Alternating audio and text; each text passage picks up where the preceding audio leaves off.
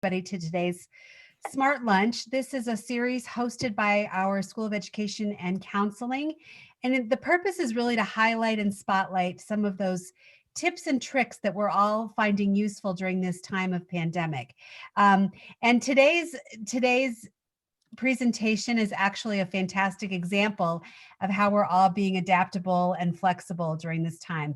Mr. Timm is a high school physics and science teacher at Highland High School, and he's going to be showing us what school looks like from inside the high school classroom.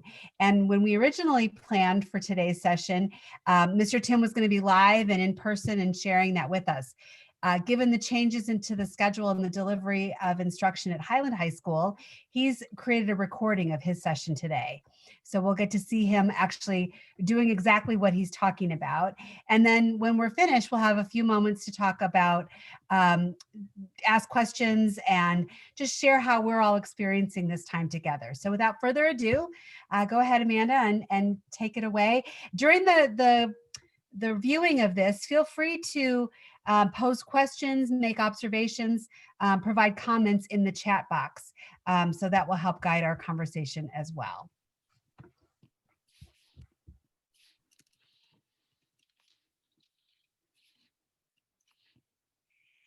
Everyone, my name is Andrew Timm. I teach science over at Highland High School, and I was asked to do one of these smart lunches, which I think is a lot of fun. I wish I could have been able to talk with all of you, but I got to say, it's nice to have my mask off in school and being able to at least talk to the camera. When I was asked to do it, they said I could pick a topic, so I thought it might be interesting for you all to see kind of how, from a high school perspective, we're dealing with teaching both in person and virtual at the same time. It's a different beast than we've ever had to deal with. And I mean, this whole COVID thing has made us change our entire method of teaching in just a few months. So I wanted to share some things that not only myself, but other teachers at the school are doing to kind of help deal with bridging that gap between having kids with us and having kids at home. One of the first problems we encountered was how to get information out to the virtual learners. And luckily, Highland went one-to-one a couple of years ago, so all of the students have iPads, and we utilize Google Classroom, which is a great LMS for what we're trying to do with getting things out to both virtual and in-house kids. Now, on top of using the Google Classroom, I also use a Google Doc with all of my hyperlinks to my note videos, to my regular written notes, to all my worksheets, and all of those things. So the students kind of have a timeline of when things are due. This is an example from my integrated chemistry and physics class for freshmen of all the things that we're doing in this current unit. As you see, it has every day listed. So students who are here know what we're doing on that day ahead of time. Students who are at home know what we're doing. And this has been something I've been doing for several years because it helps students kind of know just from day to day, hey, this is what we've done before. This is what we're doing ahead of time. It also helps students who are absent get caught up because they can go back and look at the notes they missed. They can look at the worksheets they missed, and they have everything at their fingertips. Again, it's been really helpful with the virtual kids because while they're at home, they have access to everything we've done this whole year. They can go back to the first day of school and see the notes all the way back from that first day of school so that they have everything they need to do their assignments at home. Now on that Google Doc, you could see I had their worksheets and I had their labs and things like that, but I also had notes. And I always give my students 2 sets of notes. I give them a typed out copy that I've made, and then I give them a video I've made using those typed out notes so that if they learn better by watching and listening, they could do the video. And if they learn better by reading, they could read the notes, whatever works for them. The videos, we found some of them, some of the students are really, worked really well for them. Now, for the younger ones, we try to make them a tad more entertaining. I mean, who doesn't like to see their teacher shoot a Nerf gun? That was from this past spring. And for the older students, sometimes they're a bit more, well, not professional, definitely not, but a bit more, age appropriate, with more information heavy. But the big thing we've learned from them is engagement. We have to make sure that they are short and sweet and to the point. Otherwise, the students really won't watch them. But again, that's why we like to give them the option with the handwritten notes and the video notes so that they can kind of choose what they want to do or how they want to get that information. One of the main ways we also get information out is using Google Meet. I basically put an iPad in the middle of my room, and we dressed him up on his tripod, and the kids nicknamed him Virgil, the virtual student. But anyways, and I can teach in real time to both the online learners watching through the iPad and the in-person learners who are, of course, in class with me, and being able to answer questions in real time, being able to kind of gauge their understanding in real time has been huge because unlike last spring where we were just really pushing out videos and then they can email questions or they could do a scheduled Google Meet, being able again to do things in real time is so much more beneficial to be able to get the information across and make sure that there's understanding there. The videos are still useful. The notes videos that I do are still useful because if students miss the Google Meet or if they want to go back later and watch it again, just try to get it a second time or a third time, that's helping them a lot too.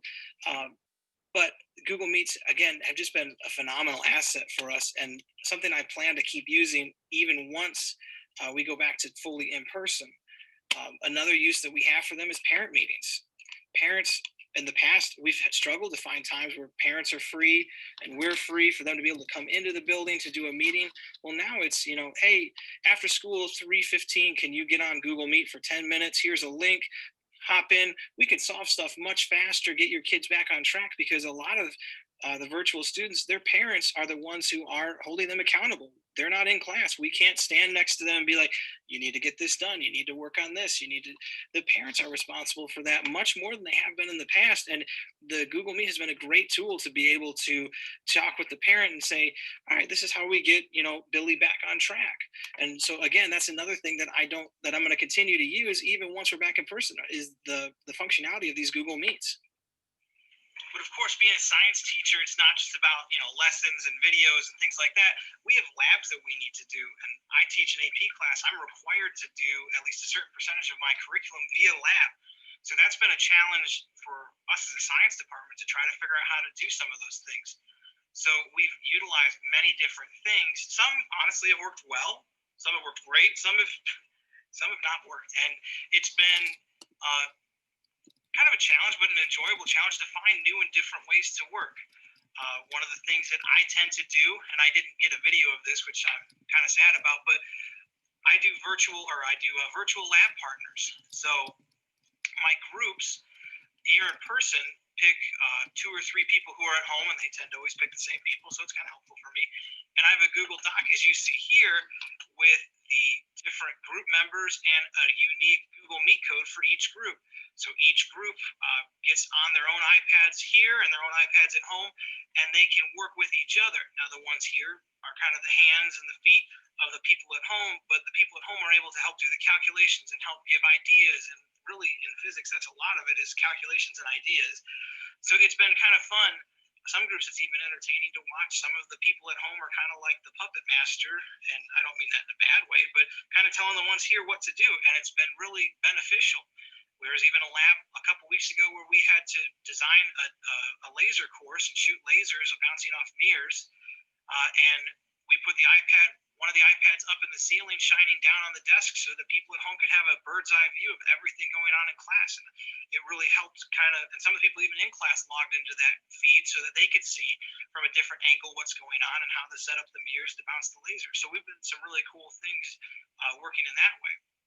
We've also tried different things where we've recorded the lab ahead of time. So I have some videos of me rolling down a hill or, filling up a graduated cylinder to try to figure out how much water was displaced and trying to do the data ahead of time so the people at home could do the lab with the data we collected and the people here could do the lab on their own. And that worked pretty well too.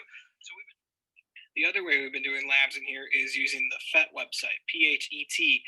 It's from the University of Colorado, and it's a library of digital labs or virtual labs that you can do using the iPads. So there's a whole bunch of them.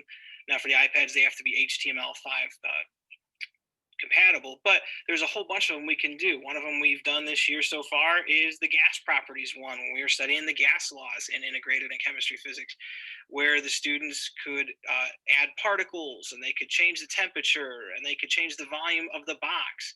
Another one that we did was the energy skate park for physics, where we could look at the kinetic and potential energy of a skateboarder at different points on a ramp.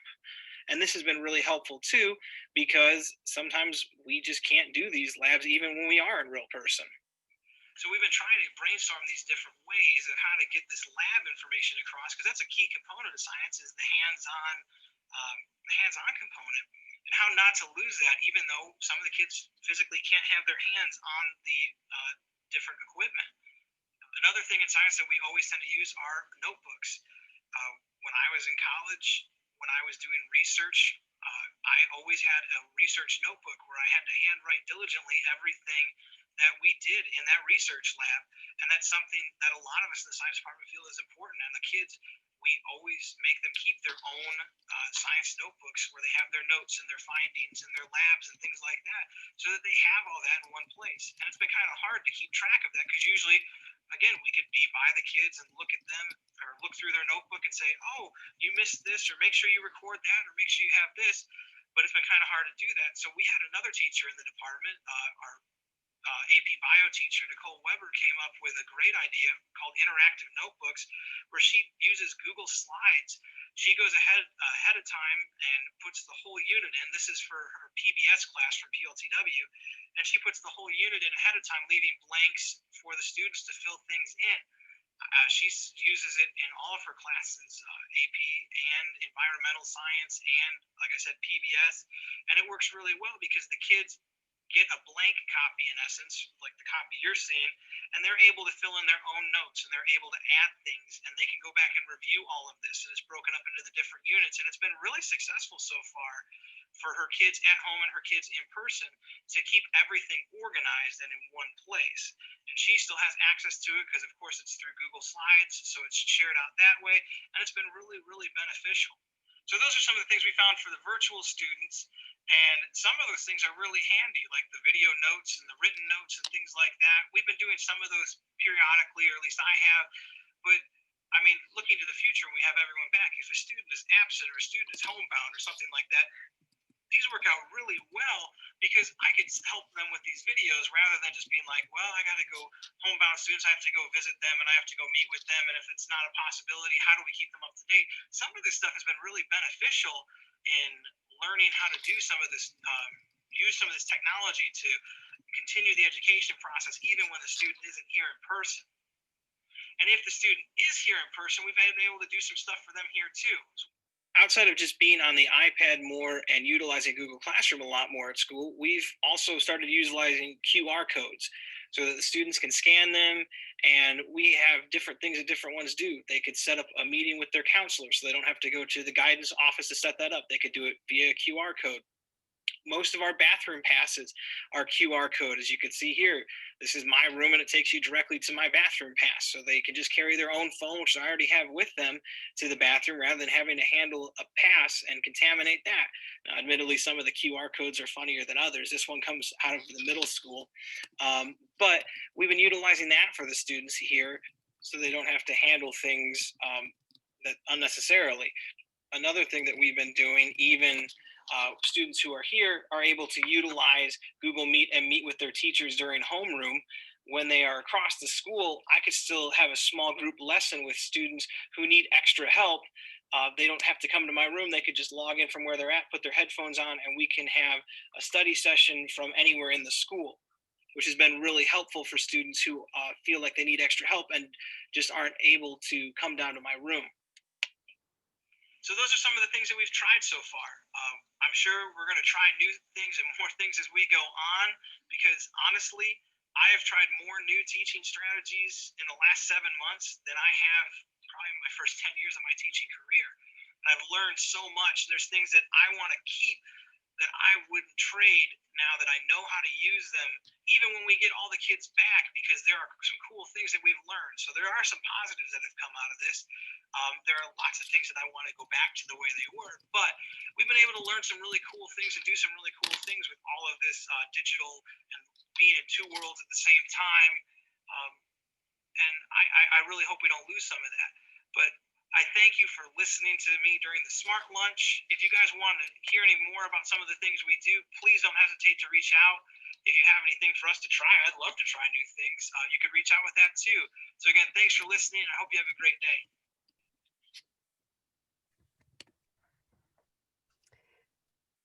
All right. So that was, I think, just such a fascinating view into what high school classrooms look like these days. And we just have a few of you on here. Daniel, I'm wondering if we could kind of pick on you for a moment and ask a question or two.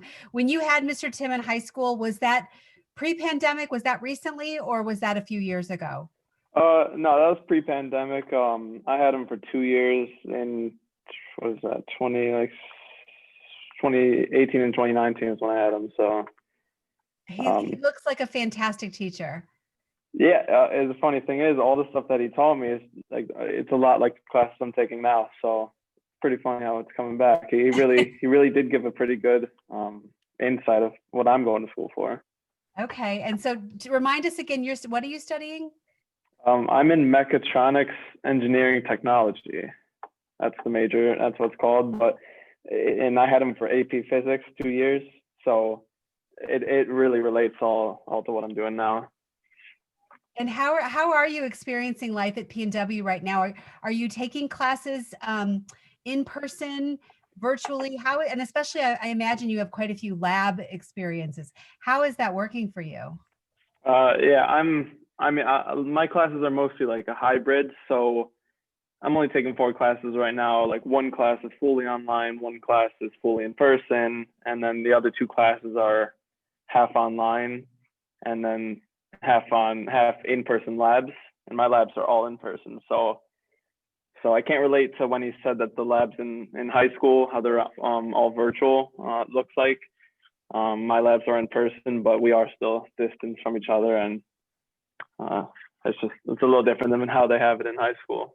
Sure. Well, we really appreciate you taking time to reconnect with Mr. Timm, and we'll be sure to let him know you stopped in. Anybody else have comments or questions that you'd like to make about the presentation today? I'll just say this. I love the way that Drew is using technology to do some of the mundane stuff of Right. like hall passes and navigating and all that. I also really like the idea of using Google Meets in their home rooms. What a really powerful way of connecting with students who might need more support. It's kind of cool. Very, very cool. I will just add something. I am Mr. Timm's wife, Amanda.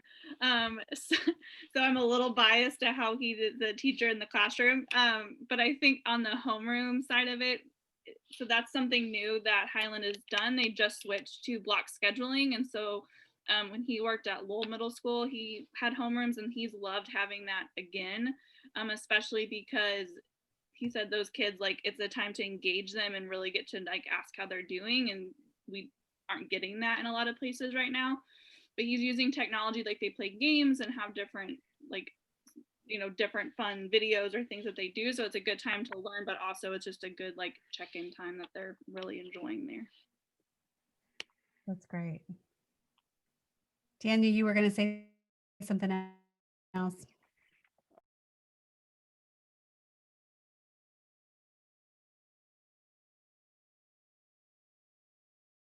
I was part of the people like being tested and all that. I was part of the class that got the iPads first, and so it's just interesting seeing how they adapted. It was really good that they switched to using iPads for all the students, because now all students have iPads to work from home, and it's just interesting to see how they adapted to it.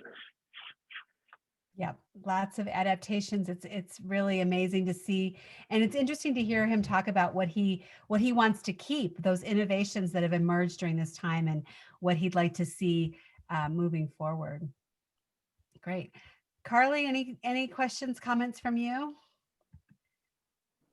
Yeah, I'd say this has just been a great opportunity to observe some of what they're doing at Highland. I've been into a couple other schools so far. A lot of visitation policies are strict these days.